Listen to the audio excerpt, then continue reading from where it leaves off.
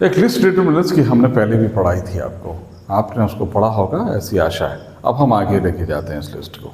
ये लिस्ट जैसे कि हमने पहले पढ़ाया था कि ये बहुत इंपॉर्टेंट है किसी भी कॉम्पिटिटिव एग्जामिनेशन या स्पोकन इंग्लिश के लिए या किसी भी एग्जामिनेशन के लिए, इसलिए इसको ज़रूर पढ़ना चाहिए। बहुत सारे स्टूडेंट्स को कन्फ्यूज़न होता है कि वो अदर बोल रहे हैं या अनदर बोल रहे हैं, और वो लोग इसके कन्फ्यूज़न को कभी समझ ही नहीं पाते। वो बोलते ज़रूर हैं but many of the times the commit mistakes for speaking out. मैं आज आपको बताता हूँ अदर का जो यूज़ है ना वो हमेशा प्लूरल नाउन के साथ होता है,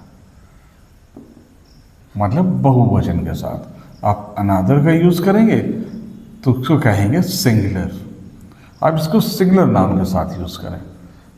मैं हिंदी में कह देता हूँ, इसका मतलब होता है दूसरे, और अनदर का मतलब होता है कोई दूसरा। ऐसे क्लियर? अगर मैं यहाँ पर एक आपको एग्जाम्पल देता हूँ कि मेरे पास ऑप्शंस हैं, अब मेरे पास ज़्यादा हैं मतलब दूसरे ऑप्शंस हैं, तो आई हैव अदर ऑप्शंस।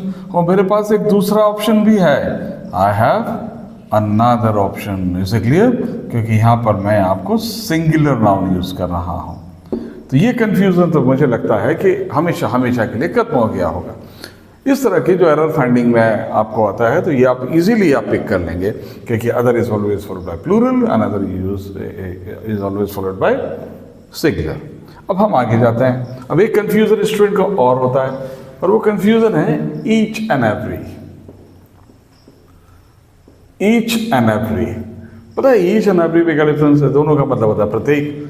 लेकिन एक बात आप जान लें, when the numbers are certain, when the number is certain, अगर कोई भी नंबर जो है वो सर्टन है, सर्टन समझ रहे हैं ना आप, निश्चित है, ज्ञात है, तो हमेशा हम आप यूज करेंगे ईच। Is it clear? लेकिन जब नंबर अनसर्टन हो, when the number is uncertain, तो आप हमेशा यूज करें एवरी। Is it clear? देखिए किस तरह से, अगर मुझे बोलना है of the 10 boys, of the 10 boys has to pay the penalty.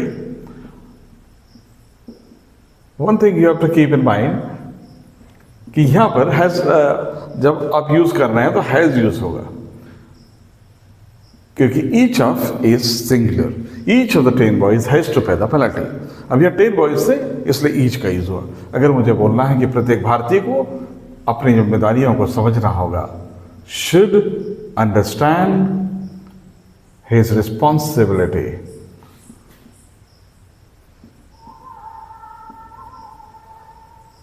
Is it clear? तो हम यहां पर यूज करेंगे एवरी इंडियन। तो ये चीज आपको क्लियर हो गई होगी कि each and every, each is used with the number is certain, every is used with the number is uncertain. हम इसको आगे लेके जाते हैं। एक और हमारे पास बहुत अच्छा एक्सप्रेशन है, हम कहते हैं ऑल एंड होल। पता है आपको ऑल का क्या मतलब होता है? All is used with plural noun and whole is used with singular noun। देखिए कितना आसान है। all is used with plural noun and whole is used with singular noun। अगर मुझे यहाँ पर कुछ phrases हो सकते हैं, कुछ exceptions हो सकते हैं। अगर मुझे यहाँ पर यह कहना है कि सारे देश, तो क्या कहेंगे? all the countries। ये सारे होता है इसका मतलब, और इसका मतलब होता है सारा। अगर मैं कहूँ कि सारा देश, तो क्या कहेंगे?